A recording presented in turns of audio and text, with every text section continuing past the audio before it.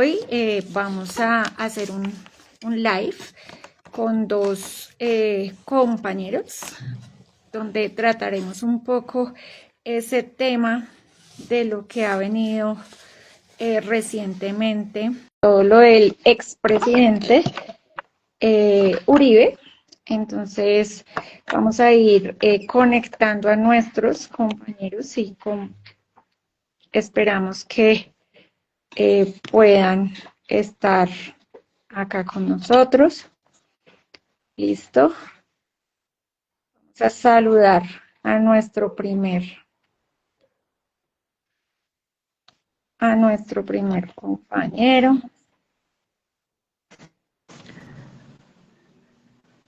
Estamos, espera, giro la cámara. Listo. Listo. Hola, Juancho, ¿cómo estás? Hola, ¿qué tal? ¿Cómo vas? Bien, bien, ya estamos esperando a nuestro compañero.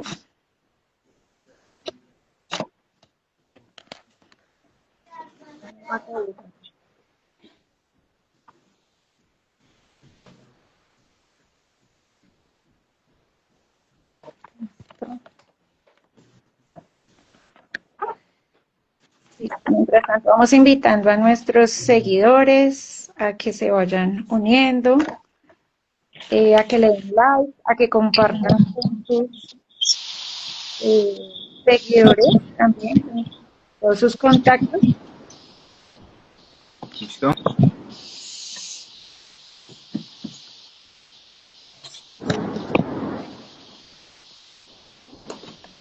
Hola, ¿me escuchan? Hola, Juan. Perfecto. Sí, te escuchamos, pero no te vemos. No, yo sí miro una parte.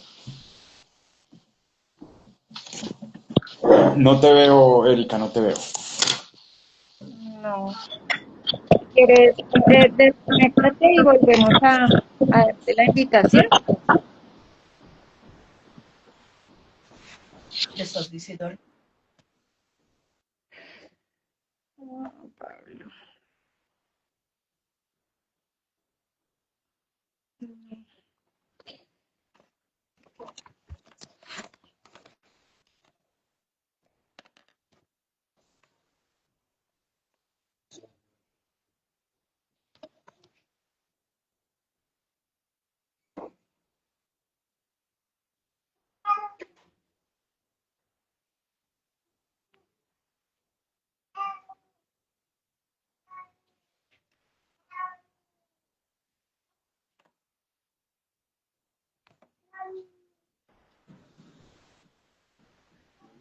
No, no lo veo. ¿Tú ves a Juan? Ya, espérame. Acá está la invitación. Creo que sí, ahora sí.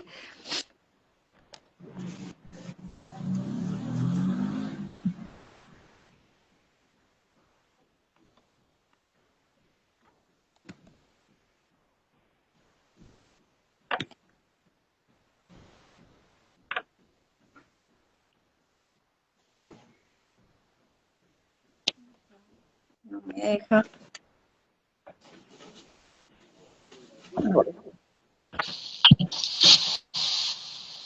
¿Listo? Sí, ¿cómo estás? ¿Ahí sí? Sí, ya te vemos. Sí.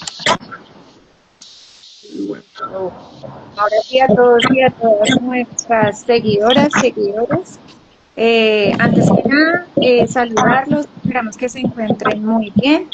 Los invitamos a compartir nuestra transmisión hoy con un tema especial por todo este proceso que se ha dado con todo el debate del juicio del expresidente Uribe.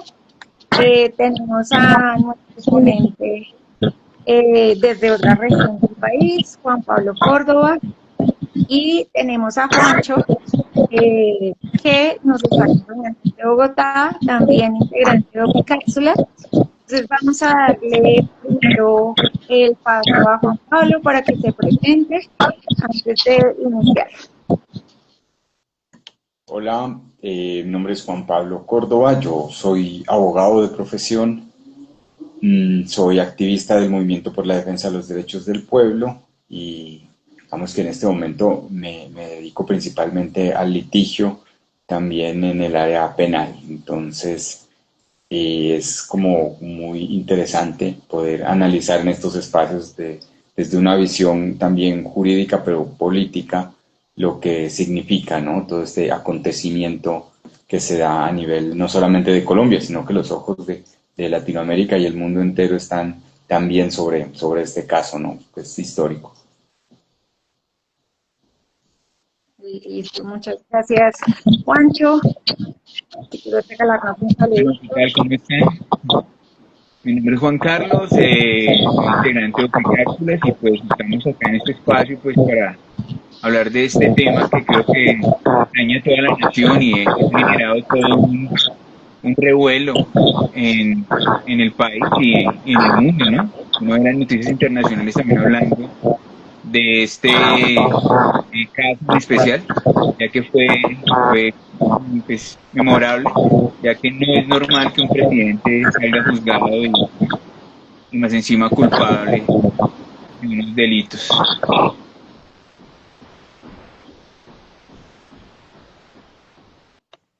Listo. Para darle inicio, pues queremos mirar o analizar pues como el contexto, la situación en la que pues se da toda la situación. Nos gustaría preguntarte, Juan Pablo, si pues, nos puedes explicar como de manera sencilla qué es lo que sucede, cómo es que llegamos a este juicio, cuáles son los elementos iniciales para que lleguemos al juicio, como para contextualizar también a las personas que nos siguen. Sí, sí, claro. O sea, yo creo que para hablar del juicio necesariamente hay que hablar un poco con una perspectiva hacia atrás, ¿no? En la historia reciente de este caso. Pues que principalmente se da a raíz de un debate que se presentó en el Congreso de la República en el 2012, pero era un debate que encabezaba Iván Cepeda, donde demostraba que efectivamente que Uribe tenía vínculos con grupos paramilitares. ¿Sí? Cuando se da esto en 2012, y fueron pues digamos varios debates, no solamente fue uno, se dieron varios, la respuesta del expresidente Uribe fue formalizar una denuncia en contra de Cepeda, ¿no? Que se daba principalmente por calumnia y había ahí un elemento de fraude procesal que él nombraba.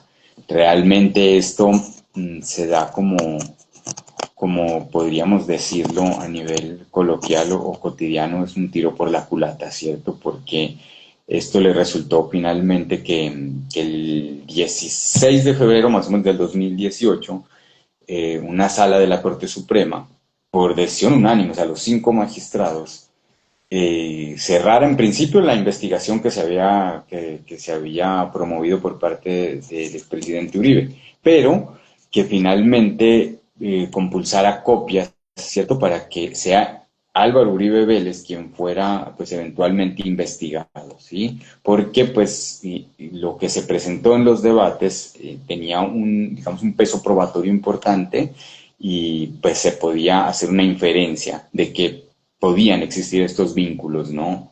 Entonces, o sea, que haya habido unos delitos ahí y por eso fue que se compulsó copias. Entonces, en ese contexto fue que inició realmente todo, ¿sí? De ahí que ya, pues la respuesta de Uribe, incluso cuando estaba en marcha o había pasado una reforma constitucional en el mismo 2018, eh, pues fue que esta sala que se crea, es una sala especial que se creó en el 2018, fue quien tomó la decisión, ¿cierto? Más o menos hablamos ya de agosto, sí, en agosto del 2020, mmm, pues dijeron, bueno, sí hay indicios graves, ¿no? De que Uribe, y ahí fue donde comenzó ya formalmente esto, había cometido unos sobornos a unos testigos y fraude procesal, ahí donde ya se empezó como a delimitar, a dibujar lo que se llama, pues, digamos, el tipo penal en el cual incurriría, que no es más que el delito, ¿cierto? Que podría estar eh, configurándose en lo que se había mandado hasta ese momento como pruebas, ¿no? Que era principalmente lo que había salido de los debates que impulsó Iván Cepeda en el Congreso. Entonces, ahí se dio pues la otra jugada que a mi modo de ver pues es una estrategia y que marca principalmente el hecho de que no hay ningún tipo de persecución en este caso, ¿no? Porque estamos hablando del 2018. Álvaro Uribe, siendo senador, renuncia, ¿cierto?, a esta condición. ¿Por qué? Porque él dice, yo no voy a querer que la Corte Suprema sea quien me juzgue, yo mejor voy a que me juzgue la Fiscalía. En ese momento en cabeza del abogado Barbosa, ¿cierto? Entonces Barbosa, quien era pues abiertamente cercano al uribismo, fue quien lideraba, digamos, la Fiscalía, y él designa a su vez un fiscal para el caso de Uribe, que era Gabriel Jaimes, ¿cierto? Y este fiscal es el primero que solicita la prescripción en el 2021, ya vamos en 2021, ¿cierto? Todo esto es parte del contexto. Dejo como hasta ahí, solicita la preclusión, pero aquí quiero traer a colación un nombre que para mí es importante, porque pues hablamos hoy de la jueza Heredia, pero también hay que, creo yo, felicitar o reconocer más bien la función de la jueza también Carmen Ortiz, ¿no? Y además estos jueces se escogen por reparto, digámoslo de una manera aleatoria, o sea, no hay forma de demostrar una persecución en ese momento, no, ni en ningún momento, ¿cierto? Y pues esta preclusión se niega, que es la primera que se pide más o menos como en abril del 2022, ¿cierto? Ahí es donde Barbosa, cuando ve que pasa esto, nombra a otro fiscal, creo que era Javier Cárdenas, sí, el doctor Javier Cárdenas, y él vuelve otra vez en agosto del 22 a pedir otra preclusión. Y ahí otra vez una labor de otra mujer valerosa ahí, que es la jueza 41 del circuito, la doctora Laura Barrera, quien rechaza en mayo del 2023 esta segunda petición que hace. Obviamente la fiscalía apela, ¿no? Toda decisión que se da, pero hay una sala del Tribunal de Bogotá, ya hay los 3 magistrados de esta sala, por decisión unánime, también escogidos por reparto, el 29 de septiembre del 2023 confirman, ¿no?, la decisión y señalan que el proceso debe seguir. Yo creo que hasta ahí podemos encerrar unos elementos de contexto para que entendamos un poco de dónde viene esto, y estamos hablando, ¿cierto?, que arranca esto en el 2018 y ya vamos en el 2023 en este contexto. Entonces, dejo hasta ahí como para poder avanzar en la conversación.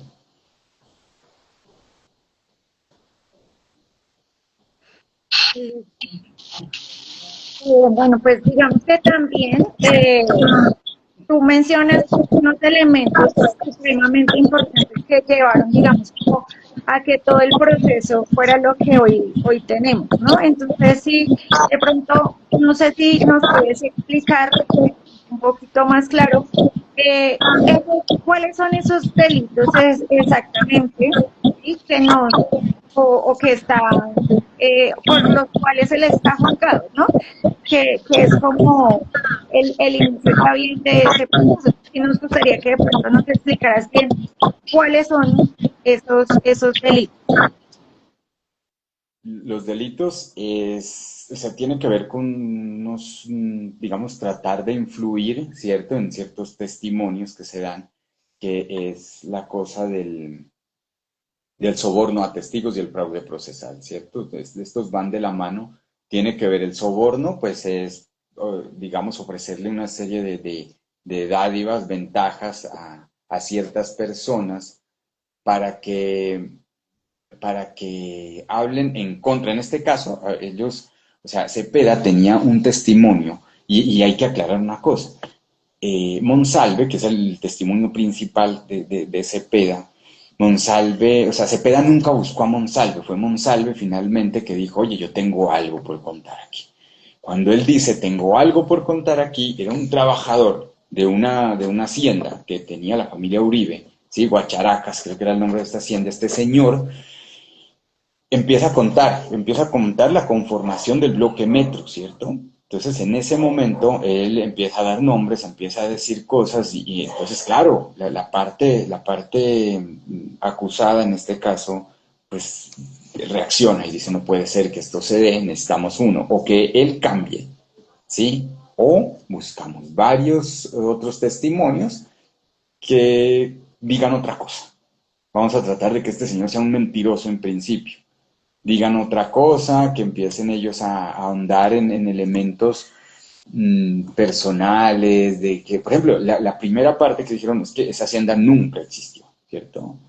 Pero esto, por ejemplo, pensado en términos de la memoria de los pueblos, el tratar de cambiar la narrativa, decir que la hacienda Guacharacas nunca existió y que el bloque metro nunca se conformó, pues es como empiezan a modificar la historia para que esta historia no devele verdades, ¿cierto? Ahí hay un primer elemento importante, es un elemento pues no tanto jurídico, pero sí político, que tiene una trascendencia importantísima en lo que es contar la verdad de las cosas que pasan, porque es que esto también es parte de la reparación de las víctimas. El bloque metro se conforma con la plena intención de uno, hacerle frente a la guerrilla, pero también había ahí unos elementos de desaparición forzada como parte de la forma como operaban.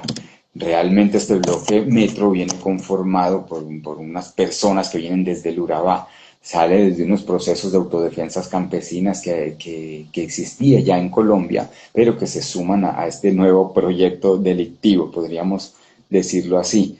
En ese contexto político es donde entra este señor Monsalve que trabajaba para los Uribe.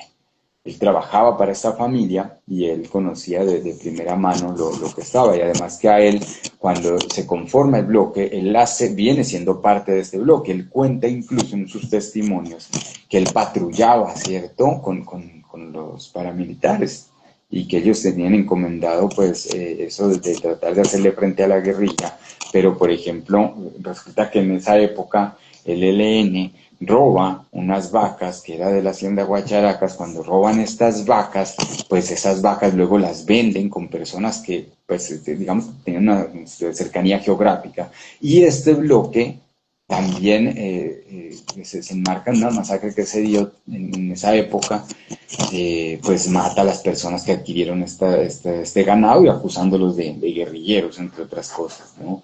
Entonces, en medio de todo esto es que está viviendo este señor Monsalve toda la historia, y eso es lo que él cuenta, ¿sí? Toda esta narrativa alrededor de qué hechos se estaban dando, porque es que este señor dice, vea, y aquí estuvo X, estuvo Y y estuvo Z, que son personas paramilitares reconocidos, que son amigos del señor Álvaro Uribe, que son amigos de Santiago Uribe, que estuvieron esto, que están los otros hermanos, creo que eran los hermanos Henao, que eran los otros que estaban ahí metidos, porque tienen también, digamos, un prontuario delictivo y nexos con el paramilitarismo. Entonces, cuando se empieza a dar esto, lo que o sea, este testimonio fue lo que alertó finalmente a Álvaro Uribe, quien trata de reconstruir esa narrativa alrededor de que él no tiene nada que ver, de que eso nunca pasó, de que no es creíble este testimonio. Entonces, como esa es la narrativa, de ahí a que él acusa a Iván Cepeda, pues de que, oye, ¿cómo así que usted está convenciendo a este señor que diga estas cosas? Sí, usted está convenciendo al señor Monsalve. Pero Monsalve, pues Monsalve está preso con dos personas, o sea, digamos con contacto con dos personas muy influyentes posteriormente en el relacionamiento paramilitar, uno que es un amigo de él, como de la infancia, sí, y el otro que es su compañero de celda. A estas dos personas le dicen, hombre, les encomendamos a ustedes la labor de hablar con él, ¿cierto? O sea, díganle que no, que como así, que va a estar hablando. Y en medio de todo lo que son los testimonios y los elementos materiales probatorios que se dan, se encuentran cosas como digamos, los apodos o los sobrenombres que tienen, que fácilmente se logra dar con que se refieren a Álvaro Uribe. Entonces, por ejemplo, es que el ex dice que tal cosa, es que el otro es no recuerdo, pero hay uno que llama bastante la atención, porque es como así como el grande, una cosa así, no recuerdo muy bien cuál es el sobrenombre ahí, pero que dan fe de que es Álvaro Uribe Vélez. Entonces, digamos que ese contexto de conflicto es el que se ve inmiscuido, es contra lo que tiene que enfrentarse. Ya en lo procesal y del caso que él asume contra Cepeda, él dice, esto es mentira, nunca pasó, esto no se dio, este señor quiere enlodar mi nombre, ¿no? Quiere hacerme ver como un delincuente, algo que no soy, algo que está ahí y que me está haciendo un daño. Entonces, cuando pasa esto y cuando se da esta vaina, pues Cepeda y Monsalve. O sea, hay que hablar de Monsalve necesariamente porque Monsalve en 13 años nunca cambió su versión de las cosas, a pesar de todo, que ya hablaremos en algún momento de lo que le pasó a él a lo largo de todo este tiempo. Él mantuvo este discurso donde pues, se dan todos estos acontecimientos que finalmente salen a la luz y que cuadra muy bien con lo que las víctimas estaban reclamando, ¿cierto? O sea, que era una verdad frente a unos hechos que no estaban claros, frente a unas situaciones que no se sabía bien cómo habían ocurrido, pero que Monsalve de alguna manera estaba reconstruyendo, ¿sí? Haciendo como esta labor de memoria que permite entender cómo se dan ciertos vínculos y ciertos elementos ahí. Entonces, esto es la parte central de lo que sería el delito real de Uribe, ¿no? Cuando nosotros hablamos del soborno a testigos, simplemente es un delito donde él dice, en este proceso usted trató de hacerle cambiar a esto, que no pudo, es otra cosa, ¿cierto? Pero usted trató de hacerlo. Y fraude procesal, pues porque al hacerlo, finalmente se ve cómo es que el proceso se va a entorpecer. O sea, la intención final del sobornar a alguien de que no diga la verdad es poder obstruir digamos, el actuar material de la justicia colombiana. Entonces, de ahí que salen los dos delitos del soborno a testigos y el fraude procesal. Ya el resto, pues esa es la historia que les conté un poco hacia el inicio.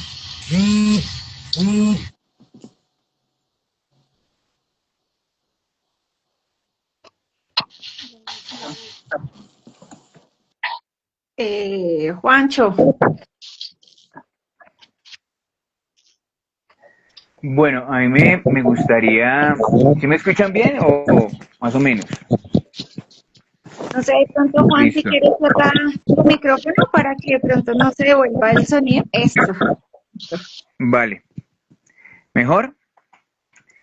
Listo, bueno, principalmente me gustaría ver qué implicaciones tendría en este momento para los demás, digamos, yo creo que muchos nos preguntamos que pues Álvaro Uribe tiene otros procesos abiertos también, o más demandas con relación, digamos, a los 6.400 y ese tipo de cosas. Y he escuchado que de pronto si eres condenado por este delito, es posible que ya no lo puedan implicar en los demás delitos que tiene, porque creo que según la legislación colombiana, creo que no se puede ser culpado más de una vez, una cosa así. Entonces, sería bueno tener claridad frente a eso.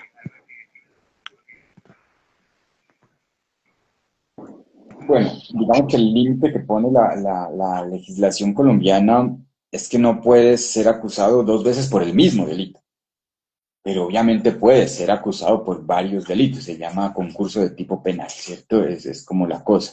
Pero además hay una ventaja, que el proceso terminado acá, digamos que a buen término, o sea, pasa este periodo hasta octubre donde pues obviamente se va a pronunciar el tribunal y va a decir, bueno, confirmo esto, bueno, digamos que lo que podría pasar con la apelación ahorita es que, bueno, no le pueden dar más, o sea, no va a haber más, ni tampoco hay un elemento que no se haya tenido en cuenta, una prueba mal ingresada, no, eso ya no se va a dar. Y, y pasado esto, y con una condena en firme, hay un elemento que llama muchísimo la atención y del cual casi no se habla, es cómo el comprobar efectivamente que hubo un soborno y un fraude procesal colabora con el hecho de que en efecto los Uribe tienen vínculos con los paramilitares. Cómo estos vínculos entonces con los paramilitares incide ahora sí en todo lo que ha pasado con la JEP, por ejemplo, donde dicen, han asumido que se dio un proceso, una masacre, un asesinato, cosas de este tipo. Se da, pero si uno dice, ya encontramos un nexo aquí, puede haber una conexión también para encontrar la verdad en muchas otras cosas y decir, bueno, entonces el bloque Metro efectivamente existió. Bueno, entonces Álvaro Uribe sí fue realmente el líder militar de muchas acciones que se dieron y ahí están diciendo Álvaro Uribe tiene más delitos. Esto tiene una clave real en el derecho penal importantísima, que hasta el momento es una especulación, ¿cierto? O sea, hasta el momento no hay algo material, ni siquiera hay una acusación formal frente a estos elementos que yo expongo, pero que sí dejan esta inquietud. O sea, esto puede ser una puerta. Sí, definitivamente hay una cosa aquí que suena como muy pesimista, pero que es real y creo que como colombianos hemos sido formados en el pesimismo jurídico, en tanto nunca hemos tenido una cosa de estas, ¿cierto? Ha sido muy complejo para nosotros como colombianos. Un colombiano promedio dice, es que la ley es palos de ruana y eso no está muy alejado de la realidad, ¿cierto? O sea, porque partimos de que hay una realidad que no ha tratado bien a las víctimas reales de los conflictos, ni a los sectores minoritarios, ni a las personas en condición vulnerable. La misma construcción del ordenamiento jurídico tiene unos elementos a evaluar. Sí, que son a veces didácticos, pero que tienen su fondo real, ¿cierto? Que cómo es que esto de la ley es para los de Ruana, pero ahora los de Ruana estamos un poco contentos, un poco porque necesitamos que formalmente se dé, ¿cierto? Todavía estamos un poco, creo que no hemos hecho un brindis juicioso como una victoria de las víctimas, pero que se va a hacer, que se va a dar. Y que es posible, es muy posible que esto nos dé pie a que se pueda ahondar mucho más en el prontuario, ahí sí, de acusaciones que tiene el expresidente Uribe.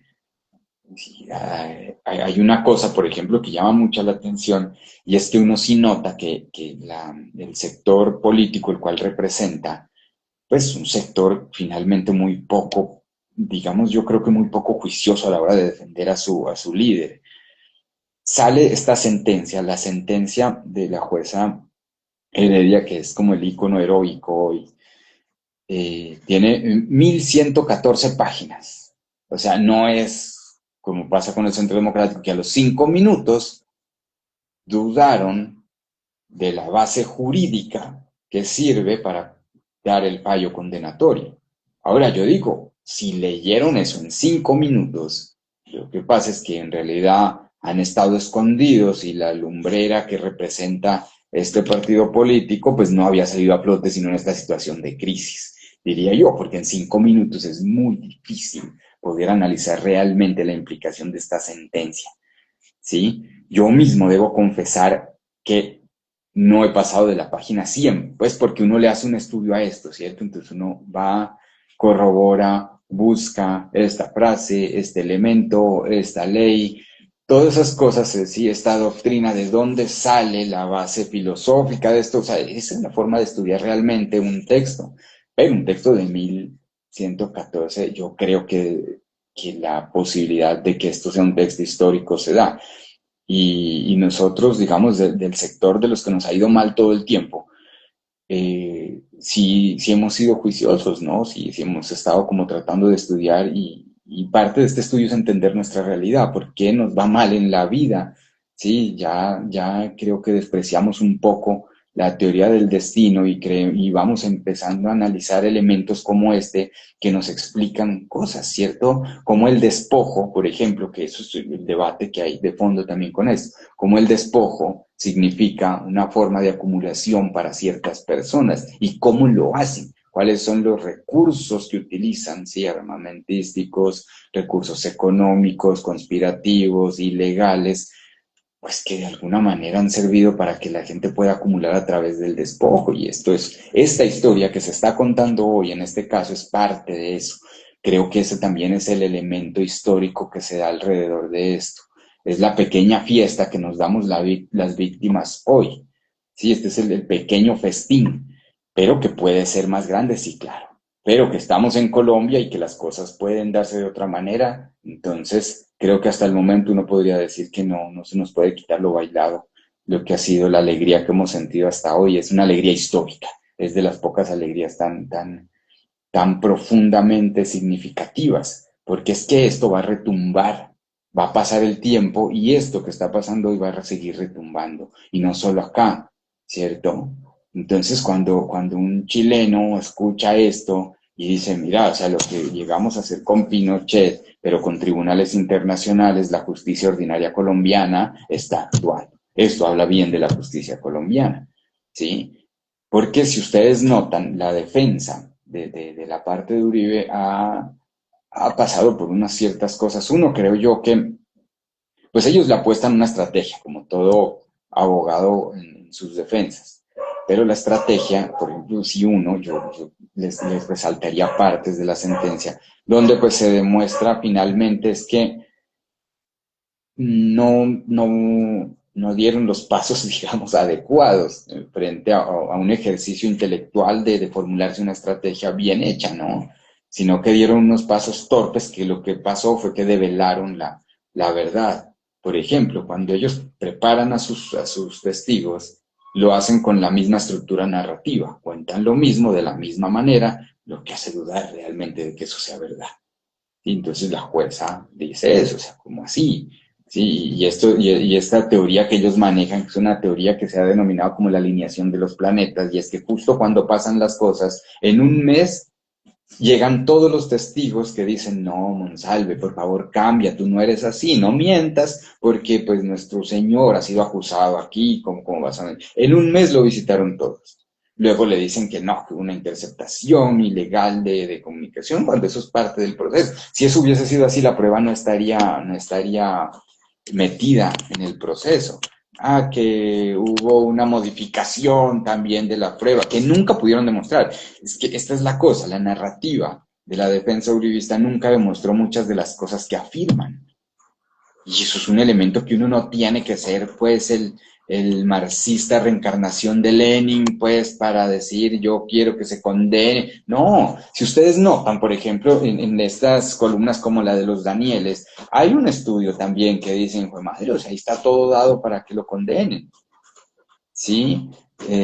Una abogada, pues yo siento que es muy conocida en Colombia, que es Bejarano, hace un estudio, a mí me gusta lo que ella dice, o sea, hay muchas cosas que yo no comparto, seguramente, ojalá se tuviese una oportunidad de hablar también de estos temas, pero cuando ella habla acerca del proceso como tal, o sea, dice uno, sí, es cierto, o sea, el proceso se aplicó en derecho, no es una tendencia, pero es que además es muy loco que ellos afirmen cosas como que es una persecución política. Si ustedes estuvieron atentos a las fechas que yo les di, pues han pasado 3 gobiernos por ahí, ¿cierto? Estuvo Duque, bueno, estuvo Santos, estuvo Duque y estuvo Petro. Y pensar que solo en este último tramo que estuvo Petro fue que pasó todo eso, no. El problema fue un problema, incluso cuando él renuncia a su calidad de senador, pues el que dijo, me voy a librar de la corte y voy a ir a la justicia ordinaria porque está mi amigo Barbosa. Pero ni el amigo Barbosa pudo ayudar en ese momento, ¿sí? Con Duque de presidente, pues estaba corriendo, o la acusación también va a ser que Duque lo persiguió. Sí, ese tipo de cosas hay que revisarlas frente al elemento político y que es una herramienta que Uribe tiene, porque desde que él se perfiló como candidato presidencial, sí, después de Pastrana, cuando él se perfila como candidato presidencial, él lo hace como con esta visión de yo soy también de una persona de origen humilde, igual que ustedes colombianos, igual que la mayoría de colombianos. Es más fácil hacerle creer al humilde que soy de los mismos, pues son mayoría, son los que eligen. ¿Sí? Y ya con los otros, con los de arriba, pues ya me codeo en lo cotidiano, a ellos no tengo que convencerlos de nada. Pero a estos, a los pobres, sí tengo que convencerlos y entonces su hablado, su vestimenta, todo este tipo de cosas que él trata como de asimilar a que es un proceso de legitimación popular, ¿cierto? Él dice, me aceptan las masas, me gano el corazón de las masas y por medio de esto, pues yo voy a solucionarle un problema que yo mismo le estoy inventando. Entonces, esa vaina de cómo se muestra él no cambia tampoco. Por ejemplo, si ustedes recuerdan en la otra audiencia, donde él con un discurso lastimero empieza a decir, y bueno, sí, cuando le cuestionan, bueno, ¿usted de qué vive? No, pues, qué pena, yo voy a ver si puedo vender una vaquita, ¿no? A ver, ojalá pueda vender esta vaquita para ver si esta semana con mis hijitos comemos. Porque es que uno lo escucha y dice uno, puya, la justicia colombiana persigue al pobre. Y dice uno, si yo fuera un extraterrestre y llego hoy a ver todo este tipo de cosas, solo tengo esa versión de las declaraciones de Uribe. Uno dice, pobre campesinito, ¿no? Pobre campesinito que lo están ahí y lo van a confinar a un latifundio por cárcel. Entonces, uno realmente dice, hay de histórico en esto, en tanto el poder se ha subordinado a la justicia. Y esto, por ejemplo, en Estados Unidos es impensable, esto no puede darse. De ahí a que este otro señor, sí, este otro señor, pues que me imagino también como cuánto pasó, pues que en realidad pasó poquito, pero él ya se había leído la sentencia, ¿cierto? Entonces las 1114, bueno, pues él no se leyó nada. Lo que pasa con los estadounidenses es que les parece inaceptable que la justicia ordinaria condene a un expresidente, pero no a cualquier expresidente, al expresidente que logra realmente desarrollar los planes de Estados Unidos en una nación. Eso es lo que a ellos les llama la atención. A ellos no les importa fundamento jurídico, ¿cierto? No les importa si tiene o no digamos, si las garantías procesales se dieron, porque es uno de los procesados que se le ha ofrecido todas, absolutamente todas las garantías existentes en la ley colombiana. Entonces creo yo que ahí nos toca evaluar, ¿no? Nos toca evaluar también, y creo yo que este proceso sirve para que el colombiano promedio diga, bueno, o sea, en realidad sí hay como una relación tóxica con Estados Unidos. O sea, esto que pasa aquí históricamente con Estados Unidos no es de gratis. Y esta reconstrucción de la historia que hacen ellos no es de gratis. Ustedes no sé si se acuerdan cuando la señora Cabal dijo que la masacre de las bananeras nunca había pasado, que era un mito.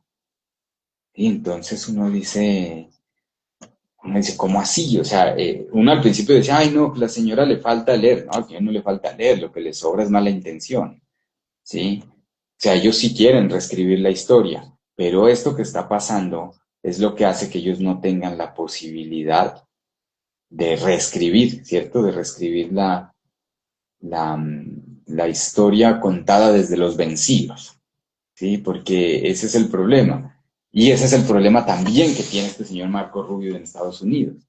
¿Cómo así que estos están reescribiendo la historia? Están escribiendo historia en Colombia, pero una historia desde las víctimas, porque ahí está el elemento que no se nombra mucho en todo este proceso, pero que también es quien sale ganando, ¿no? Con la verdad salen ganando las víctimas. Ahora sí, esperemos, creo yo, la parte formal, que es lo que esperamos, yo personalmente espero que se ratifique, y que se ratifique la decisión, porque yo no veo que haya elementos nuevos o que no se hayan tenido en cuenta. Y finalmente hay que hablar de la otra parte que ellos creen que va a ser su salvación, que es la instancia de casación.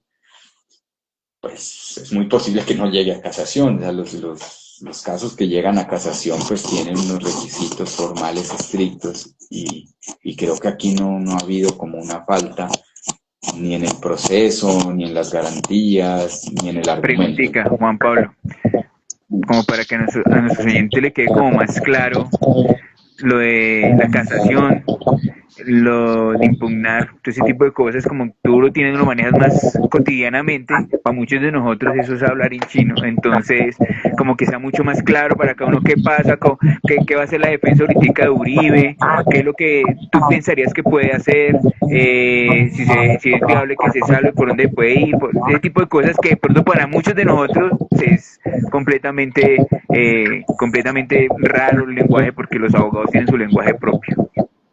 Sí, es realmente hartísimo que el abogado tenga lenguaje propio porque entonces la gente crea distancia con el abogado precisamente por eso, ¿no? O sea, el abogado lo maneja como una forma de estatus también, su lenguaje técnico. Hay elementos que deben tener un manejo técnico, pero creo yo que en la formalidad, ¿no? Yo creo que en el lenguaje cotidiano debemos ser los traductores de todo esto nosotros. Entonces, resulta que los procesos tienen, o sea, son las garantías procesales, ¿cierto? Entonces, se toma una decisión. Esta decisión, por ejemplo, le dicen a uno, bueno, usted puede apelar. Esto quiere decir que el superior jerárquico va a revisar esta decisión. El superior jerárquico podría, digamos, confirmar la decisión, decir, mira, o sea, sí, estaban en lo correcto, o definitivamente puede decir no, o sea, los elementos que se sometieron ahí no son prueba suficiente, nosotros creemos que no hay forma. Cosa que en este caso yo veo inviable, ¿no? Es certero, yo siento que es... ¿sí? Luego hay otra instancia que serviría como una tercera instancia, pero que no es tan así, ¿sí? O sea, no todo mundo, o sea, si no le gusta la decisión de segunda instancia, no es que va directamente porque no está de acuerdo a casación, no. Casación es un espacio donde se evalúa solo algunos casos, ciertos casos, no es ante la inconformidad, es frente a la falencia en el proceso que se puede haber dado. Entonces, digamos que estos son los pasos que se podría dar. Y ahora, y en esto hay que hacer una especie de no sé si sea la palabra, de campaña, ¿cierto? Frente al hecho de estar muy atentos, porque lo del vencimiento de términos es real, o sea, sí puede darse. Pero creo yo que con todos los ojos de Colombia encima, y no solo de Colombia, ya vimos que en Estados Unidos al señor Marco Rubio le interesa mucho también lo que está pasando acá, pues están los ojos del mundo encima de este caso. Creo yo que va a haber un pronunciamiento. Y elementos, por ejemplo, que parecen políticos, pero es que en realidad, si uno se pone a ver todas las audiencias en las que estuvo Uribe es un procesado hartísimo, hermano. No deja hablar, se refiere a cosas que tienen nada que ver, sí empieza a traer a colación elementos tergiversados, tratando de crear lástima, o sea, esas cosas, un procesado hartísimo, porque además Uribe es abogado, o sea, Uribe no es que desconozca y pobre campesinito que no sabe ni qué decir allá, no, el hombre maneja perfectamente todo lo que tiene que ver con las audiencias, sabe en lo que está. No es un actuar de la idiosincrasia, pues, del expresidente. No, eso tiene que ver con su estrategia también para poder ganarse el corazón otra vez de la gente y decir, bueno, por favor, ayúdenme, que no sé realmente cómo hacer ya, que eso debe estar pensando ahorita en su pequeño ranchito. Cuando nosotros vemos estas instancias del proceso, lo que estamos viendo son garantías procesales. A muchas personas no les gustan las garantías, porque es que, y creo que tienen mucha razón en esto, porque es que, o sea, el nivel de impunidad es tan grande en Colombia, ha sido tan grande que nosotros decimos, bueno, este caso quedó impune, no deberían darle tanta garantía, si esto debería ser, ya, es culpa ya, pero resulta que la verdad hay que buscarla sobre todas las cosas, ¿sí? Hay que buscarla. Esto no se trata del fanatismo político, de que me cae mal Uribe. Yo soy partidario de que debe tener las garantías. Uribe debe tener las garantías. Lo que pasa es que ya no hay para dónde demostrar nada, ¿sí? Ya ha sido muy complejo con él. Uno puede señalar 10.000 procesos donde han faltado garantías, ¿sí? Y nosotros sabemos esos rumores que dicen en la cárcel hay muchas personas inocentes. Sí, claro que hay personas inocentes, pero también hay muchos culpables en la calle. O sea, el sistema no es un sistema perfecto, pero sí es un sistema garantista. Y tal vez el sistema garantista no cae bien por esta falta de justicia de lo que hemos sido víctimas como colombianos. Esa es como la explicación un poco de frente a eso que tú decías, para mí digamos que hay dos ganadores acá en este proceso, como uno ve. Para mí uno principalmente, pues las víctimas, obviamente la gente que se ha visto, digamos, apabullada y aplastada por este ser hegemónico, ¿sí? Y lo otro que yo analizo es la justicia, ¿sí? Tú como jurista, ¿cómo ves eso? O sea, porque realmente en Colombia, para los colombianos, la justicia no ha sido muy justa, ¿sí? Entonces, ver que se haga justicia y con un personaje de este talante, pues para mí fue muy grato, ¿sí? No sé tú como jurista ya metido pues dentro de esa casa, ¿cómo lo has visto? ¿Cómo ves esas cosas? Gratísimo, gratísimo, porque es que yo en este momento estoy evaluando dos elementos que me parece a mí que traer a colación y que quisiera que todos mis colegas sometieran a discusión. Uno, es entender que la Fiscalía demostró independencia dejando de ser ese órgano realmente que le hacía favores. Cuando yo les estaba contando cómo ha sido esta historia, se dieron cuenta, había dos fiscales que dijeron hay que precluir esto, nombrados por Barbosa ambos. ¿Sí? Entonces uno dice, o sea, ¿cuál es esa justicia en la que yo tengo que conocer al amigo del politiquero? ¿Qué justicia va a ser esa? Ahí hay un cambio generacional que para mí ha sido importante. Yo creo en la gente que está hoy en la fiscalía, que ganó su entrada por concurso. Miren qué ventaja esto de haber ganado su entrada por concurso. Y es que hay un refresquito, como con el computador, el F5, pues, de la gente de la fiscalía. O sea, sí, o sea, me imagino que todavía hay mucha corrupción, hay mucha cosa, pero yo creo que hay esperanza. Todavía le creo a estas generaciones. Otra cosa es que al común de la gente hay que mandarle una idea de que hay que reevaluar eso de cuál es el abogado bueno y cuál es el abogado malo. Cotidianamente, cuando la gente busca un abogado bueno, se refiere a uno bien mañoso, eso es lo que les gusta, ¿cierto? Si es bueno, sí. Pero ¿qué vimos acá en este ejercicio de discusión? Desprovistos de su herramienta de compra, de soborno, finalmente no fueron muy brillantes a la hora de hacer el ejercicio de defensa, ¿cierto? O sea, esto que se piensa son abogados muy buenos, pues resulta que eran abogados con muchos medios y no muy buenos. Sí, eso es como en el fútbol, no es que haya equipos grandes y equipos chicos, hay equipos con plata y equipos sin plata. Eso es lo que hay. Y entonces en los abogados parece ser que se aplica lo mismo.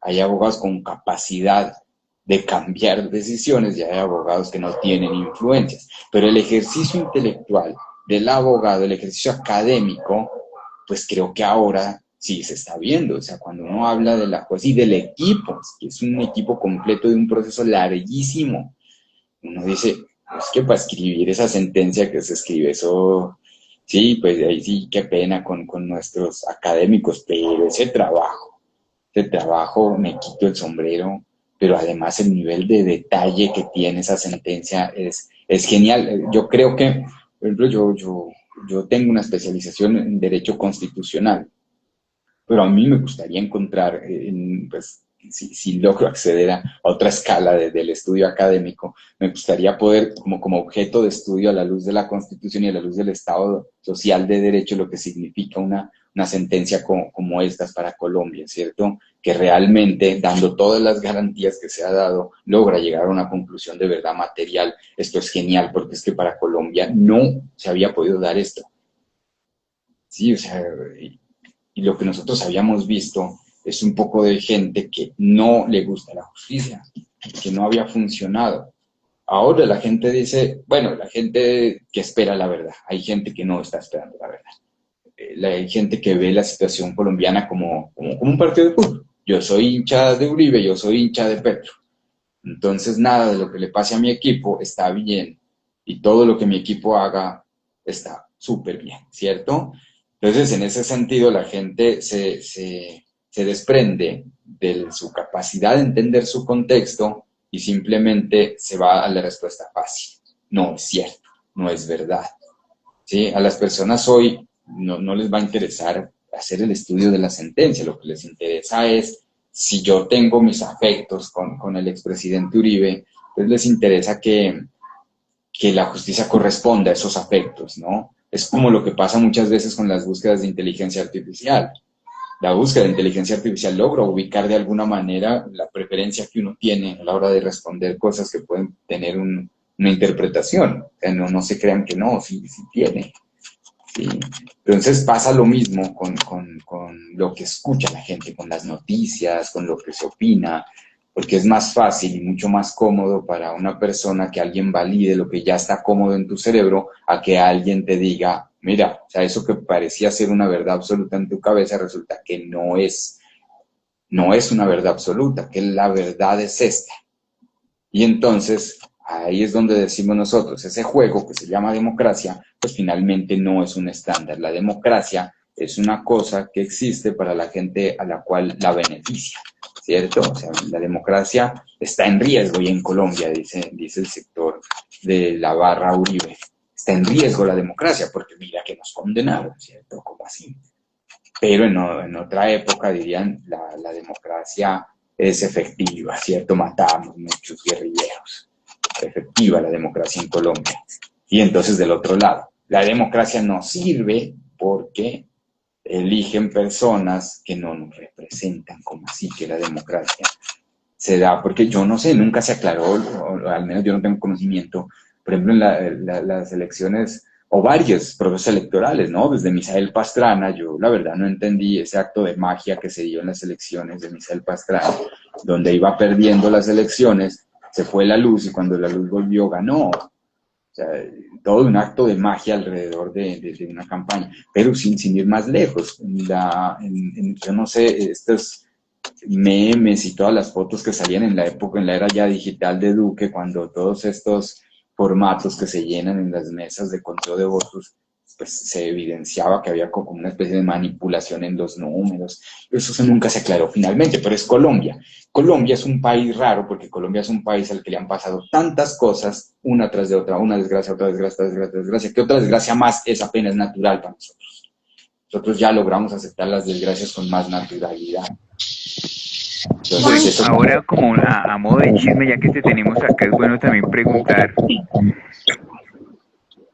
¿qué es casa por cárcel? O sea, uno dice, sí, casa por cárcel, pues estará en la casa guardado, pero toca como recrear qué le va a pasar a Uribe estando en la cárcel en su casa. Es bueno entenderlo, ¿no? Toca ver bien porque hay algunas formas de casa por cárcel, ¿no? Bueno, lo que le va a pasar a él es que pues él tendrá que, estarse reportando porque estará monitoreado, ¿cierto? Pero él no puede salir del pequeño predio de su casa. Él realmente, pues donde él va, créeme que no va a necesitar salir. Más o menos nos pasa lo mismo en pandemia cuando Messi decía no salgas de tu casa. Y tenía una cancha, una piscina, un gimnasio. Y yo ni siquiera saldría en esta época si viviera en la casa de Messi. Pero con Uribe más o menos pasa lo mismo, una persona que tiene el acceso a tantos. Pero creo yo que ese no puede ser ahorita el punto. O sea, ya le pedimos demasiado a la vida, ¿no? Ya creo que la ganancia es la verdad material. Esa es la ganancia real de todo esto. La verdad material es que se diga, bueno, este señor, algunas personas, yo no sé si algunas personas logren despertar de esto y decir, o sea, pues no era, o sea, yo la verdad pensé que el señor era bueno, porque puede pasar, ¿cierto? O sea, puede pasar de que yo digo, vivíamos, o sea, ¿cuál es la narrativa uribista de la realidad? Vivíamos en un país entregado a la guerrilla, donde todo era caos, todo era maldad, todo estaba mal, si yo no salía agachado de mi casa podía recibir un balazo porque la guerrilla está ahí en la esquina disparándome a mí. Cuando llega Uribe, saca la guerrilla, me deja a mí la posibilidad de ir a la finca que no tengo, de recorrer por las carreteras a las que no puedo ir porque mi contratación es totalmente horrible, no tengo un trabajo estable, pero me da la posibilidad, si algún día yo logro tener una finca, voy a poder ir gracias al doctor Uribe, dice la gente, ¿cierto? Entonces esa es la realidad que yo, ¿cómo así entonces que no era tanto así? Que eran los nexos, los que generaban la violencia, eran los mismos amigos de él, si él tiene los nexos con esas personas. O sea, yo no sé si ese proceso mental pase por alguien hoy. Yo esperaría que sí, pero sobre todo por muchos colegas. Yo esperaría que pase por muchos colegas. Porque yo siento que el colega trata de buscarle el error al proceso, trata de buscar qué está mal. Porque para ellos no hay o para muchos, no digo para todos, para ellos no hay un elemento histórico importante a resaltar, es simplemente un proceso que hay que revisar. Juan, frente a eso que tú estás planteando, creo que me parece muy importante y es que hablemos de la jueza. ¿sí? Sandra Heredia, que inicia su discurso, una cosa que no se había oído, yo creo que, y mucho menos en los casos que han tenido que ver con paramilitarismo, e incluso con la guerrilla en este país. Ella empieza diciendo que efectivamente la justicia no mira a quién, ¿sí? Si es el político más prestigioso, podríamos decirlo así, de los tiempos, o si es el señor X, ¿cierto? Y efectivamente sí plantea un debate a la sociedad colombiana en términos de lenguaje, ¿no? Porque además de eso, en varios casos, Sandra plantea que se le está juzgando por algo, pero que es, o sea, que menciona otros delitos que están o que quedan ahí en el aire, ratificando que efectivamente pues los delitos por los que se les está procesando es lo de soborno y fraude. Sí, que sí abre como un espacio a que hayan otras investigaciones o que se puedan abrir esas otras investigaciones. Entonces creo que la jueza sí es un personaje que efectivamente tú decías ahorita, una heroína, ¿sí? Porque creo que nadie en este país había hecho lo que hizo la fiscalía y lo que hizo Sandra, ¿no? De hablarle o de hablarles, porque no solamente fue a Uribe, sino también a su abogado, incluso callando a esta señora Cabal en medio del juicio, que pues digamos, ellos no están acostumbrados a que pues se les hable de esa manera. Entonces sí, quisiera como para ir de pronto un poquito cerrando, porque por nosotros nos quedamos acá toda la noche, pero sí que nos hables un poquito de Sandra y de todos esos elementos que ella deja ahí en el tintero para que haya esa otra investigación, ¿no? Sí, sin duda. O sea, como les decía, y conecto esto con lo último que estaba diciendo, o sea, cuando se entrega la verdad material, lo que se hace es decir, oigan, o sea, yo lo juzgué por estos delitos, ¿sí? Por estos. Pero, pues, si en efecto estos delitos existieron, pues existieron en un contexto, ¿no? Existieron con una intención. O sea, si yo soborno a alguien para que no diga la verdad, es porque esta verdad no me conviene. ¿Y esta verdad qué dice? Pues habla sobre la conformación del bloque metro. Y esa conformación del bloque metro pues tiene a su vez otros elementos delictivos, ¿sí? La juez, digamos, su frase emblemática es esta de que la justicia no se arrodilla ante el poder. Pero eso, si ustedes lo ven en el contexto hoy, es casi subversivo, o sea, es una cosa que uno le voltea la cabeza, porque es que como ha funcionado la realidad colombiana, es que el poder somete siempre a la justicia, ¿no? De ahí a que la gente tenga esto de que la ley es para los de Juan, o sea, es que eso no es un dicho gratuito, es que sí tiene mucho elemento, si ustedes se ponen a pensar. Por ejemplo, en el caso Granados, ¿por qué llamaba tanto la atención ¿cómo se llamaba este chico, el de la fiesta de Halloween? Eh, Se me fue el nombre del chico. Bueno, que ahí está una serie de Netflix, creo que está la serie. Bueno, la cosa es que se enfrentaban dos familias muy poderosas y entonces hay uno decía, pucha, ¿qué va a hacer la justicia? Porque si fuera una familia poderosa contra una familia humilde, ya sabemos cómo termina. Eso es lo que la gente dice en su discurso. Pero dos familias poderosas, quiero ver en qué termina. Sí, ahí está, no ha terminado. Entonces, resulta que, perdón, este es el otro invitado, peor. Resulta entonces que cuando la juez hace esta afirmación, ella sigue diciendo, ¿no? Aquí no se ven nombres, ni cargos, ni estructuras, creo que es la cosa como lo desarrolla ella. O sea, ¿qué hay detrás de esa afirmación? Es decir, hay realmente una estructuración nueva de lo que es el papel de la justicia en un país, de lo que el aparato judicial va a hacer en un país. Y ahí sí venga de donde venga, ¿sí? Porque es que el problema, como lo dije, tampoco es esta hinchada, pues, de partidos políticos. Porque, por ejemplo, yo veo que no solamente son las acusaciones. ¿Cuál es la gracia de esta acusación? La fuerza probatoria que tiene. O porque de resto es chisme. Yo puedo decir, no, es que, no sé, me voy a inventar algo, ojo, advierto que es un invento, no podrían tomar una acción jurídica en contra mía después de esto. Lo que pasa es que Paloma Valencia trafica con cabezas de niños. Sí, o sea, yo no puedo ir diciendo eso, sí, no puedo hacer una acusación de ese tipo.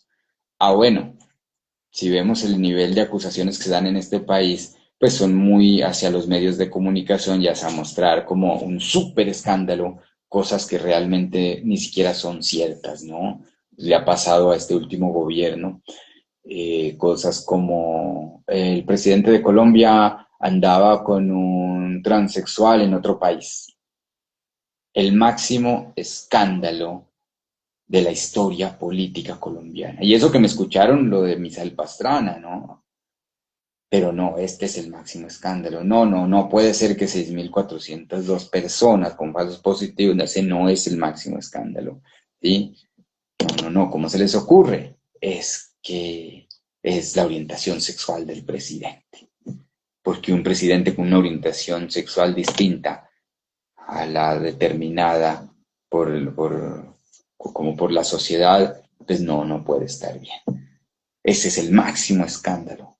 Entre otras cosas tampoco fue cierto, no era cierto, pero imagínense el nivel de iconografía que tienen, que se queda escaso. Nosotros, en cambio, decimos, miren, o sea, tenemos una sentencia de 1.114 páginas que nos sirve a nosotros a decir, miren, o sea, en aplicaciones a la justicia sí se viene convirtiendo en un foco de esperanza, como decíamos, pero además encabezada por alguien que dio o que está dando una pelea propia, ¿no? Da una pelea propia en medio de todo esto, y es que porque nosotros decimos, o sea, ay, sí, no se dio ante presiones políticas, pero presiones políticas de un sector pues qué pena decirlo así, pero que sus procederes no han sido los más sanos en medio de constreñir testigos, de acabar con posibles testimonios en contra, que si uno se pone a pensar, esto es heredado de una época colombiana, ¿no?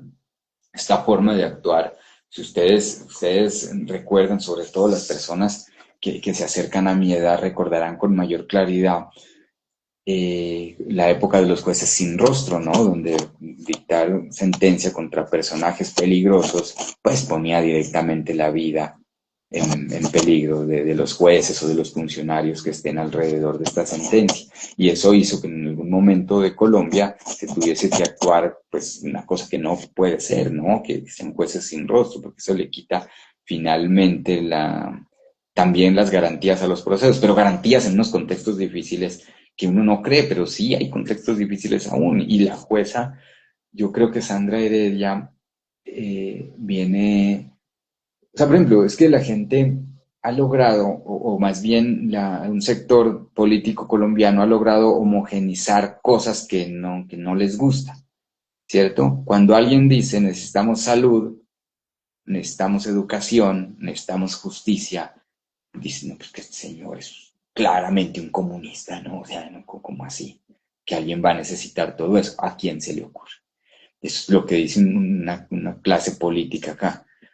Y entonces cada cosa que suene parecido a esto, pues es de los mismos, ¿no? Y esta jueza que viene a atacar una figura de estos partidos políticos, claramente va a estar en este mismo costal. Una persona peligrosa.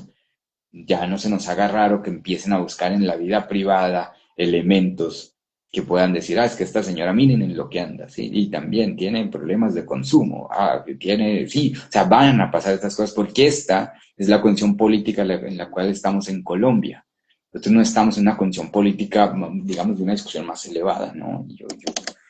Yo creería que si este proceso no cualifica a la derecha colombiana, ya nada lo hace. Ellos necesitan también empezar a argumentar cosas. Yo tengo una conocida, una periodista conocida en el Ecuador, en Guayaquil, y ella me pregunta y me dice, mira, yo no entiendo muy bien todo esto que está pasando en Colombia, pero yo he hecho una investigación, lo que me deja el internet y medios sobre la derecha colombiana.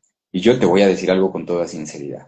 a mí me parece positivo que todo lo que están viviendo en Colombia puso a la derecha colombiana a hablar de derechos de la gente. Uno dice, cierto, claro. Claro que puso a la derecha a hablar de derechos, y eso ya empieza a hablar bien de un país, de una derecha que hable de derechos. Uno dice, pues madre, pues ya el debate está subiendo un poco de nivel, ¿no? O sea, finalmente, si no se garantizó un derecho en este gobierno, creo que hay que exigirlo. Que si toca pelearlo, creo que hay que pelearlo. Porque es que no se trata de la figura, ¿sí? Se trata de cómo, en medio de lo que es una administración, en este caso una jueza, dignifica la labor. Cómo la juez dignificó la labor jurídica. ¿Sí? ¿Cómo no ceder ante esto? ¿Cómo no hablar de una persona que logra mantener, ¿cierto?, estos postulados y los principios del derecho? Porque es que el derecho en sí no promulga una cosa mala, ¿no? O sea, el derecho no es como que diga, ay, si los principios del derecho son acabarás con toda persona que piense distinto. No, eso el derecho no lo dice en ninguna parte. Pero sí habíamos tenido un derecho y unos procesos muy manoseados en Colombia, y creo que esta dignificación que se le ha dado gracias en la cabeza de Sandra Heredia, la jueza, pero que pasa también, como lo nombré, por otras personas, sí, la doctora Laura y la doctora Carmen, que también hicieron parte del proceso, y el equipo, la fiscal, sí, o sea, todas estas personas. Y a mí me gusta algo, y es que cuando yo empiezo a crear esta narrativa, creo que tal vez no individualizo mucho a los magistrados, pero esta narrativa del equipo tiene que ver con el papel de la mujer, ¿cierto? También una cosa que hay que verlo en su contexto, porque es que para esta clase así poderosa es molesto, mucho más molesto que sea una mujer la que hace esto. Es mucho más molesto, o sea, ya es una enemiga mucho más terrible, porque además de ser ahora, seguramente no la van a bajar de comunista, no la van a bajar de guerrillera, no la van a dejar de hacer una serie de acusaciones, porque así funciona en Colombia. También van a decir, como mujer, no puede irse en contra del poder de un hombre, ¿no? O sea, jamás se podría dar, pero rompimos esquemas y se cambió el paradigma de esta justicia. Y vamos a empezar a creer un poco más en la justicia, pero espero que esto que está pasando vaya también de la mano con los cambios que requerimos, ¿sí?, para que la justicia funcione. Porque en este caso hablamos de un equipo, de unas personas que hicieron muy bien su trabajo, pero esperamos que sea todo un sistema que funcione, al menos para darle vida al Estado Social de Derecho, ¿sí?, al menos para eso.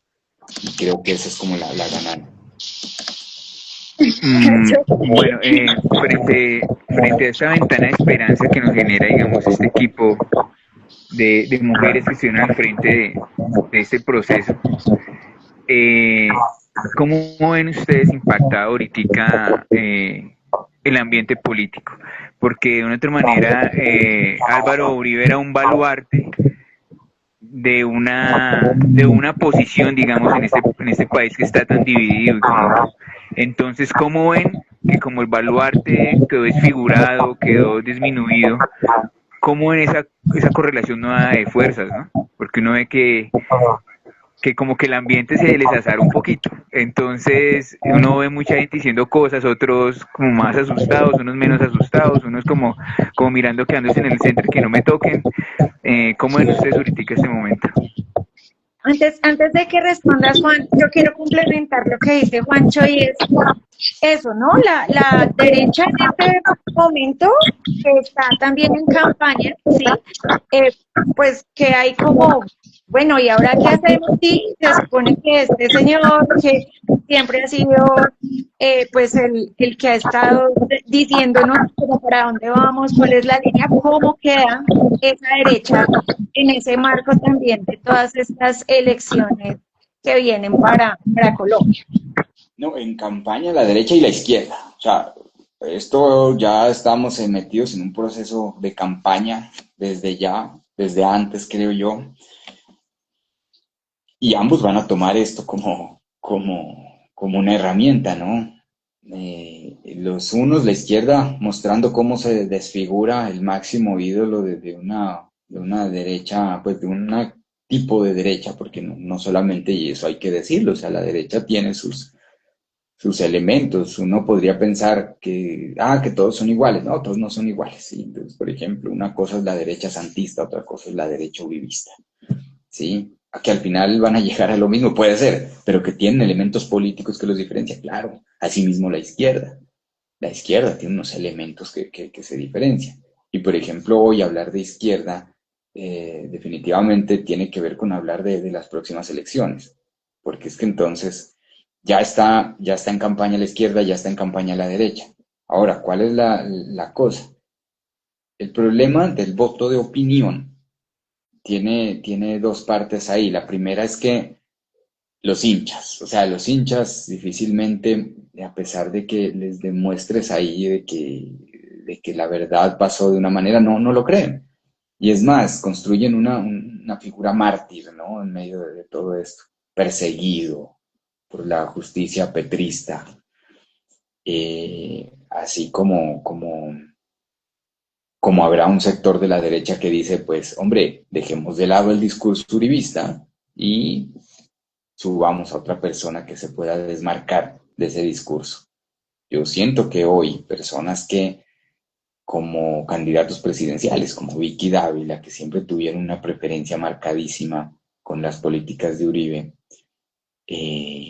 pues decae, ¿no? Con todo esto. Porque una cosa es Uribe, la persona, pero otra cosa es los hinchas de Uribe como candidatos, los hinchas de Uribe como candidatos, son candidatos que en lo abierto no pueden expresar otra vez, sigamos con lo que nos dejó el legado nuestro querido, ahora ya condenado.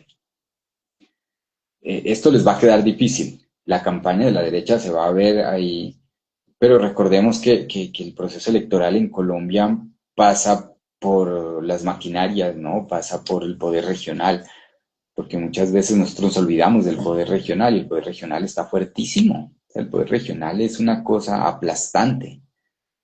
Y por ahí es el reto de siempre, no solamente el reto de la izquierda, es el reto de todo candidato que se va sin recursos, que se va con sus ideas, que trata de entablar una narrativa política de sus propuestas. Y eso finalmente se ve trastocado por esto que está pasando. Y vamos a ver cómo seguramente la derecha lo que va a hacer en este momento es victimizar a alguien, tomarlo como un símbolo de la persecución política, del problema colombiano, del problema del gobierno que lo persiguió desde siempre, y tomar este elemento como forma de campaña, ¿no? Pero también hay que traer a colación una cosa importante, y es que yo creo que, o sea, es que yo personalmente siento que la derecha tiene mucho miedo de la posibilidad electoral de la izquierda, tiene muchísimo miedo, por eso recurre a meterle tanta plata a esto. Si estuvieran más seguros, no tomarían medidas tan desesperadas. Pero a la izquierda le pasa lo mismo. La izquierda tiene un miedo terrible de que la derecha sea quien siga. Y nosotros, pues, yo creo que sí, yo me identifico con elementos del gobierno actual que han sido positivos. Sí, yo creo que hay cosas que evaluar y creo que hay cosas que cambiar. Creo que se puede mejorar en otros aspectos. Yo no me considero una persona petrista como tal porque no tengo, o sea, no es la figura de Petro. O sea, si Petro dice, hagámonos todos un tatuaje en el pecho, pues díganme que yo no me lo hago. Sí, entonces, eh, pero creo yo que en medio de esto hay que dar una discusión a la luz de lo que significan las propuestas de Petro, como las reformas, ¿no? O sea, qué tanto necesitábamos nosotros como país, qué tanto se pudo hacer, qué tanto faltó y cómo asegurar lo que se debe hacer para que el país tenga una mejor calidad de vida para sus pobladores, ¿cierto? Entonces, yo creo que ahorita con lo que tiene que ver con elecciones, viene una etapa de una disputa de este sector que queda en medio, ¿cierto? Porque también, y hay que decirlo, también hay el hincha petrista, existe el hincha petrista. O sea que lo que diga Petro eso es y no hay forma de discutírselo y tampoco es real, ¿sí? Una cosa es la política aplicada, o sea, el ejercicio de la administración con un enfoque de una política determinada. ¿Sí? Y Uribe claramente tiene una preferencia, ¿cierto? Incluso entendiendo cómo está el mundo en este momento. Uribe tiene una preferencia, la preferencia de Uribe tiene que ver con la realidad de Trump, ¿cierto? Esa es la preferencia política de Uribe a nivel mundial. Y la preferencia de Petro es una cosa que se llama el progresismo. El progresismo, pues no es comunismo, no es socialismo, no es nada radical, es un desarrollo del capitalismo. Sí, es el mismo desarrollo del capitalismo, pero con un elemento de más garantías de derechos para poblaciones vulnerables. Pero lo que pasa en Colombia es que todo pasa como en la señorita Laura, ¿no? Nos toca esperar a ver cómo se configura y cómo se le hace chisme y cómo se presentan estos debates. Yo siento que ahorita hay un ambiente importante para el debate. Es ahorita donde hay que dar el debate de la necesidad de, de la educación, porque el problema del voto de opinión es la falta de educación política también. Hay mucha falta de educación política y eso ha sido un elemento que sumado a la pobreza vuelve a los votantes un sector muy vulnerable al clientelismo, a la corrupción, a las dádivas, a todo esto de lo que uno llama vender el voto, ¿sí? Eso se da en condiciones de pobreza y de poco criterio político. Entonces creo que este es un buen momento para abocar a ese criterio político y decirle, bueno, gente, ¿cómo analizan ustedes? Porque una cosa es preguntarle a Juan Pablo Córdoba, el abogado, la persona que hasta ha hecho su trabajo alrededor de los derechos humanos durante mucho tiempo. Una cosa es preguntarle a él, pero otra cosa es preguntarle al señor de la esquina, al de la tienda, al señor que vende, no sé, los dulces en la calle. Yo creo que ahorita es un buen momento para empezar a hablar de esto. Creo que tenemos un elemento que nos permite no avergonzarnos un poco del país, que tiene que ver con esta decisión. Finalmente pasa, a mí me pasa mucho, que siento vergüenza de algunos capítulos. Voy a traer a colación uno para que se entienda mi afirmación. Cuando a los colombianos les preguntan, ¿ustedes quieren la paz? Y someten esto a la votación, a la opinión de todo el mundo, pues resulta que gana que no queremos la paz como colombianos. Qué pena mundo, nos gusta el conflicto. Entonces esto dice, ay, hijo de madre, ¿qué está pasando acá? Y se crea un mito alrededor de esto. Si ganan los acuerdos de paz, le van a entregar el país a las FARC, nos dijeron. Pues efectivamente se dieron los acuerdos de paz, no se le entregó nada, las FARC no llegaron a tener ese poderío de terminar y volver este país, un país como ni sé qué, no nos volvieron Venezuela, y veníamos tan mal, sí, veníamos tan mal, que lo que pasaba es que seguramente en otros países dicen, si siguen así se van a volver como Colombia, ese iba a ser. Y hoy en cambio tenemos unos respiros, que las decisiones bien tomadas judiciales, ¿dónde? En Colombia.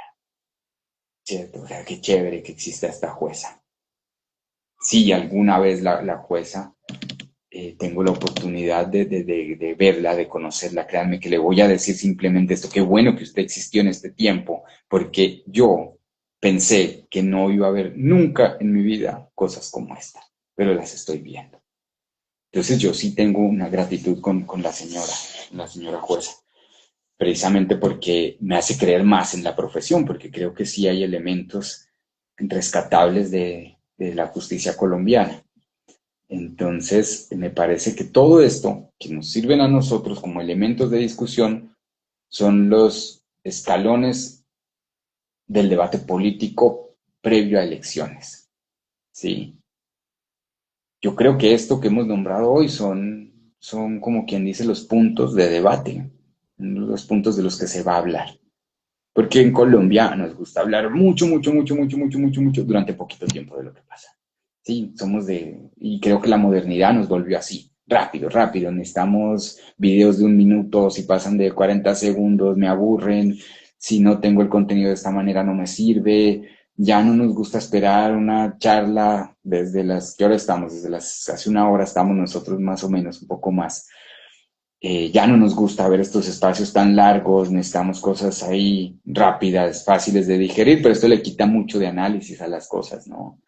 Entonces, me parece que estamos en un buen momento, me parece que hay que salir y darle la cara al debate político electoral, o sea, los abogados, los médicos, los trabajadores oficiales, los empleados públicos, el trabajador informal, debe estar hablando de política hoy, debe estar hablando de elecciones. Entonces, ¿qué es lo que yo quiero como proyecto de nación? Dirá uno. Si estamos hablando que esto es una verdad material, lo que está pasando en el caso Uribe, mi proyecto de nación tiene que ver con esta verdad material que me están demostrando aquí, o tiene que ver con una construcción que yo quiero hacer. Ahora, y hay que reconocer esto, como colombianos sufrimos de otro mal, y es que creemos que elegimos para que otro haga, y nos desprendemos de nuestro compromiso de hacer para desarrollar la sociedad. ¿Sí? Entonces no es simplemente que yo elijo para que él haga. Esto se da en todos los niveles. El representante del curso, voto por él para que él haga lo que yo no quiero hacer realmente. Sí, que los representantes, no sé, al académico y al superior de una universidad, voto por ellos para que ellos hagan lo que yo no quiero hacer. Que el alcalde, que el gobernador, yo voto por ellos para que ellos hagan lo que yo no quiero hacer. El presidente, voto por él para que cambie el país. Y el presidente solo no puede. Es la acción real de la gente, organizada, lo que cambia el país. Es cuando todo el mundo tiene una idea frente a algo que se desarrolla ese algo. Y si nosotros no empezamos a abordar la política a la luz del beneficio colectivo, a la luz de la verdad material, a la luz del proyecto de nación, pues le estamos diciendo a la gente un mensaje errado, y es que solo discutimos de política cuando están las elecciones ahí encima. Yo creo que este es un buen momento para empezar a hablar de política. Y nosotros que vemos las elecciones como una cosa, siempre decimos, es que las elecciones son procesos coyunturales. Y yo les digo, es coyuntural cuando votamos por presidente, luego nos toca por el Congreso, luego nos toca votar por los gobernadores y alcaldes, luego nos toca votar por el Consejo, luego nos toca votar por el representante X a tal cosa, luego nos toca votar por la Junta de Acción Comunal, luego nos toca votar por esta otra cosa, luego votamos por esto otro y volvemos otra vez y votamos por el presidente. O sea, nos la pasamos de coyuntura en coyuntura. Yo creo que ya es hora de empezar a ver que las elecciones ya no se volvieron una coyuntura. Es un elemento principal del diario vivir político colombiano. ¿Sí? Entonces otros van a decir, antes toca estar todo el tiempo en campaña. Más o menos. Más o menos, porque es que el problema de la política es que nos acostumbramos a ver la política como el mero ejercicio de las elecciones. Pero si uno se pone a pensar en qué significa política, uno diría, pues la persona hace política haciendo bien las cosas. Y si eso no es campaña, entonces, ¿qué es? Si yo soy un senador, que hago bien mi labor, que hago control social, que presento mis proyectos de ley, que asisto, que voy, que hago, que discuto, que estoy, que no me vuelo, que no me duermo, cuando yo vaya a otra contienda electoral, ya tengo una carta de presentación buenísima, ya hice campaña. ¿Cierto? Ahora, eso es distinto a decir que hay que hacer campaña con los recursos del cargo que ocupo, ¿cierto? Si yo soy alcalde, pues ubico recursos de la alcaldía para poder hacer mi campaña electoral. Eso sí, eso se llama corrupción, eso sí no hay que hacerlo. Entonces creo que sí es un momento donde hay que cuestionar, al menos a nivel regional, hay que cuestionar muchísimas cosas de cómo se ejecuta el poder, con quién se ejecuta el poder, ¿sí? Porque es que a nivel regional todavía hay mucho apego a esto del padrino, ¿cierto? El padrino. Mi padrino en lo nacional es este. Yo no sé en Bogotá cómo se viven estas elecciones a Cámara de Representantes y eso, pero al menos en las regiones esto es durísimo. Es más fácil ganar un senador que ganar un representante de la Cámara. Porque es que en lo regional juega mucho esto del cacique, del que le hace el trabajo a, pero ahora desmoronada una figura nacional, ¿cómo va a repercutir eso en lo regional? Eso hay que empezar a analizarlo ahora. Hay que hablarlo. Es que, pues, las matrices de comunicación tienen algo que ver mucho en la construcción del actuar político, ¿no? Porque las matrices de comunicación están diciendo todo el tiempo que nos dispersemos, hagamos otra cosa, que nos tiene que importar solamente cuando votamos, ¿no? Y es parte de lo que es la democracia burgués, ¿no? Que es solamente utilizar al pueblo para votar y absolutamente nada, para nada más, ¿sí?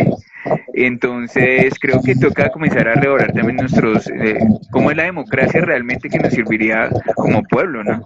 Y digamos que en este momento esa jueza nos da esa luz de esperanza o esa forma de alumbrarnos, es decir, cómo haciendo lo que tú decías de hacer bien nuestro trabajo, ¿sí? Siendo pulcros con nuestro trabajo o completamente honestos con nuestro trabajo, cómo generamos un ejemplo, ¿no? Entonces también es como a la gente que nos escucha, a la gente que pueda ver esto, la televisión también nos miente, las pantallas también nos mienten, y es un acto político revisar eso. Sí, pues es un acto político decir, ¿qué me está diciendo? ¿Será que le creo? ¿Por qué no contrasto esa información con otra? ¿Sí? Entonces, pues sí, pues obviamente hay mucha gente que solamente tiene acceso a Caracol y a RCN, ese tipo de cosas, pero si tienen acceso a Internet pueden acceder a otras cosas como este tipo de información o otros canales de información donde pueden contrastar las diferentes posiciones y nos permiten realmente ver con más claridad el panorama político. Entonces sería bueno como también como ver esto, la justeza que hizo esta juez, es como una ventana a poder que nos cambió un ícono y lo puso en justeza y lo aclaró. O sea, bajar a donde tenía todo el mundo Uribe de una u otra manera, digamos, la gente de a pie, digamos, que lo veía ahí como alguien que era un prócer, pues ahora no es tan prócer, realmente es que el man estaba ahí por algunas cosas que mal hizo durante su proceso. Entonces sería bueno también como ver como este hecho de ley que hubo hizo un cambio también de una otra manera en la forma de ver la política colombiana. Entonces sí es bueno hablar de eso y seguir hablando de eso, porque lo más fácil es enterrarlo para que no se vea que sí hay formas de hacer las cosas de una manera mejor, ¿no? Y que nos sirva a todos, ¿no? Totalmente de acuerdo, totalmente de acuerdo. Hay que cuidarse mucho de esta verdad del Internet, ¿no? El Internet, el Internet es la biblioteca más grande que existe en el planeta. Tiene un problema y es que no tiene bibliotecario, ¿cierto? Entonces hay digamos, una cierta maldad en el Internet, una cosa ahí que, por ejemplo, si ustedes se dan cuenta, sus redes sociales le muestran lo que ustedes quieren ver. Si ustedes son de izquierda, les muestra muchas cosas de izquierda, el Che Guevara, tal cosa, esto dijo Allende, tal cosa, ¿verdad? Y en cambio, si ustedes de derecha empiezan a salir, ay, Milei, que hizo esto, que entonces Bolsonaro, que esto pasa en Centroamérica, que qué lindo Mussolini. Una cosa así, y es ahí donde uno dice, o sea, es complejo, ese otro campo de disputa de votos es complejísimo, que es las redes sociales. Las redes sociales, como tú dices, las redes también nos mienten. Y la triste realidad de la vivencia cotidiana es que hay mentira en todo nuestro proceso de vida. Hay mentiras, pero lo lindo de eso es que desarrollemos esa capacidad para poder contrastar eso que nosotros pensamos, eso que sentimos, eso que nos muestran y poder determinar qué es lo que yo quiero, ¿cierto? Y formarme de manera coherente alrededor de esas ideas. Y entender una cosa, y es que los medios como tal hasta este momento, sobre todo con este aparatico del celular, facilitaron el individualismo, ¿cierto? El que yo estoy en mi mundo es esta ventana que tengo hacia el universo, pero que me aísla finalmente de ese mismo universo. De que yo tengo a mis compañeros de trabajo todo el día conmigo, pero solo hablo con ellos cuando llego a mi casa a través de WhatsApp. De que tengo a mis compañeros de universidad todo el tiempo conmigo, pero hablo solo con ellos los sábados cuando tengo otra vez el WhatsApp y estoy sentado ahí. Esa forma de relacionamiento social pues ha menoscabado la colectividad. Yo creo que ahorita debería haber una especie de campaña por recuperar la colectividad de las cosas, por tratar de combatir un poco ese individualismo feroz que nos crearon las redes y que de alguna manera todos tenemos. Entonces, creo que hay unas buenas conclusiones acerca de esta charla que hemos tenido. A mí me parece que entender que la justicia tiene personas que valen la pena como operarios, como administradores de justicia, pues es un mensaje de esperanza. De entender que las personas tienen la posibilidad de evaluar esto que está pasando y contrastarlo con su realidad y que su opinión se base en eso, ¿no? En esas conclusiones propias, pues también da una luz de esperanza y es a la vez una conclusión. Que la gente se pregunte en qué me están diciendo los políticos y politiqueros es un mensaje de esperanza. Que la gente diga hoy, ole, si será cierto todo lo que pienso en este momento, es un mensaje de esperanza. Y entonces creo que sin querer, la jueza y el equipo de personas que estuvieron alrededor de todo esto nos están llevando a estas conclusiones también para las personas que tal vez nunca pensaron que se iban a estar preguntando esto, como yo. Yo en realidad, yo todavía estoy atónito con esto. Yo nunca tuve fe de que esto pasara. Yo pensé que en la primera preclusión esto se iba a ir. Yo dije, no, esto no tiene más. Rechazan la primera y dije, en la segunda se va. Y seguía y seguía. Yo dije, ¿en qué va a acabar esto? Por Dios, en vencimiento de términos, ¿no? Era muy normal, Pau. Pero no, ahí estamos diciendo que la verdad hay que buscarla. La verdad de todo, desde niños. ¿Existe el coco o no existe el coco? Primera verdad que hay que resolver cuando uno empieza a vivir. De resto, los prejuicios. A tumbar mitos. Eso es lo que estamos haciendo hoy, tumbando mitos. Listo, Juancho, muchas gracias, Juan Pablo también por acompañarnos. Se nos quedan un montón de preguntas. Creo que hemos tratado con Juancho ahí como de detenernos para no preguntar, porque si no acá yo creo que nos da la noche. Ojalá te podamos tener en una cápsula, ya hablando de otros temas más en nuestro podcast. Agradecerle también pues a toda la audiencia que pues nos ha acompañado. Efectivamente lo que tú dices, Juan Pablo, es muy difícil en este tiempo pues mantener esa atención cuando pues imagínate todos los datos que nos has dado son demasiado importantes, pero como estamos en esa época de la inmediatez, de la tecnología, de lo rápido, pues qué más fácil que nos lo den en pequeñas capsulitas, ¿no? Pero pues no chévere tenerte acá, agradecerte pues porque también nos aclaras un poco de cosas, efectivamente seguir gratificando, dándole pues también las gracias a este sistema judicial que de una u otra manera nos está dando un fresquito, ¿no?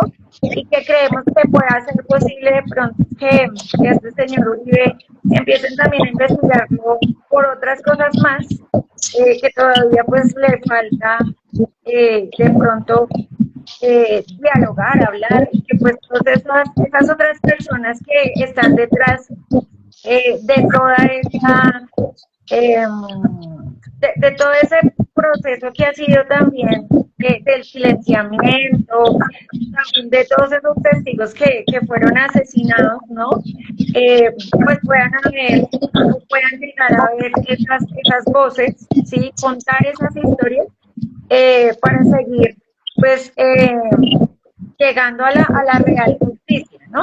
Entonces, no sé, Juan Pablo, si tú quieras despedirte, Juancho también, para hacer cierre de este envío y ya creo que por ahí voy dejando. Sí, no, definitivamente yo solo tengo agradecimientos con ustedes, me ha gustado mucho como entablar esta conversación, creo que no es como una cosa, no es como un interrogatorio de parte, ¿no? Esto es más bien como una conversación que nosotros hacemos de intercambiar opiniones, puntos de vista, e inventarnos pedacitos también de ilusión hacia el futuro. Entonces ha sido muy grato para mí, muy bonito. Y sí, no, hay mucho tema, hay mucha tela de dónde cortar, así que espero también que podamos ampliar estos espacios y finalmente esto es lo que debería formarle criterio a las personas, ¿no? Tener versiones más tranquilas de las cosas y versiones también que nos permitan evaluar, comparar lo que pensamos y sentimos con lo que otras personas nos dicen. Entonces, muchísimas gracias por esta invitación. No, pues nada, pues agradecerle mucho a Juan Pablo por acompañarnos y no, nada, pues a toda la gente que estuvo conectada ahí fervientemente escuchando, chévere que hubieran preguntado un poquitico más, pero igual va a quedar el podcast de una otra cosa montado, pues para que puedan armar un debate ahí frente a esta cosa que es histórico en nuestro país. Y pues no queríamos dejarlo desde Opicápsulas pasar así de agache, porque pues es algo realmente histórico que pasa, y pues por lo menos para nuestras generaciones es algo que nos va a marcar. Entonces pues agradecerles a todos los que estuvieron conectados, y a ti Juan Pablo, igualmente a Erika por el espacio, y pues gracias. Y hasta luego. Bien, estamos hablando. Chaito. Chao, chao, que estén bien.